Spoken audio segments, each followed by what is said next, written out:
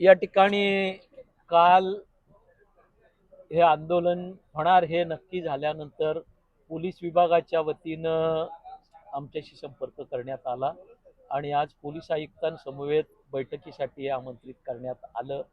सकाळची पत्रकार परिषद पक्ष कार्यालयातली आम्ही या आंदोलनासंदर्भातली घेऊन इकडं आलो. पोलीस डिपार्टमेंटचा आग्रह होता की 8 तारखेला अशा पद्धतीचं कुठलंही आंदोलन आपण करू नये, पण आम्ही ठाम होतो.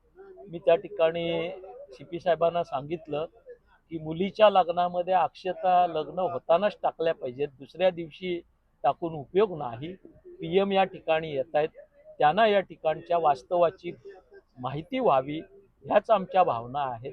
सीएमना या ठिकाणची वस्तुस्थिती माहिती व्हावी, कारण त्यांना जी माहिती दिली जाते ती आणि जमिनीवरली हकीकत वेगळी आहे.